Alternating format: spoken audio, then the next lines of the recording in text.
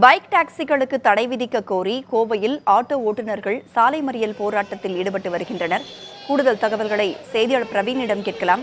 Praveen, bike taxi மீது ஆய்வு செய்து உரிய நடவடிக்கை எடுக்கப்படும் என்று அமைச்சர் சிவசங்கர் ஏற்கனவே உத்தரவு பிறப்பித்திருந்தார், விளக்கமும் அளித்திருந்தார். இந்த நிலையில் ஆட்டோ ஓட்டுநர்கள் மறியல் போராட்டத்தில் ஈடுபட்டதற்கான காரணங்கள் என்ன?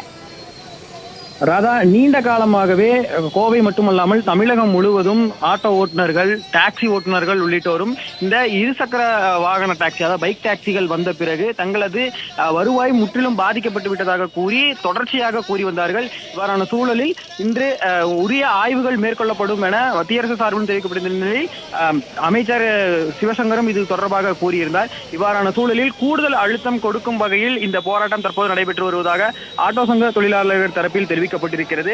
அதாவது கோவையின் மிக முக்கியமான சந்திப்பான லட்சுமி மில்ஸ் பகுதியில் திடீர் போராட்டமானது நடைபெற்று வருகிறது.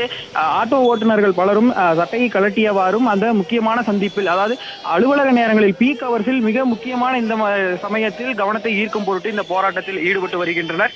பந்தய சாலை பகுதி காவல்துறையினர் தற்போது அவர்களிடம் பேச்சுவார்த்தை நடத்தி வருகின்றனர். அது மட்டுமல்லாமல் தொழிற்சங்க பொறுப்பாளர்கள் நேரடியாக தங்களிடம் இது தொடர்பாக முறையிட்டிருக்க வேண்டும் என அவர்கள் ஏற்கனவே கூறியிருந்த நிலையில் பேச்சுவார்த்தைக்கு உடன்படவில்லை எனில் அவர்களை கைது செய்யவும் பேருந்துகளை தயார் நிலையில் வைத்திருக்க காவல்துறையினர் அடுத்த கட்ட நடவடிக்கைகள் எடுத்து வருகிறார்கள். ராதா, பேச்சுவார்த்தை தற்பொழுது நடைபெற்றுக் கொண்டிருக்கிறது. பார்க்கலாம் பிரவீன். தற்போதைய விவரங்களை வழங்கியமைக்கு நன்றி.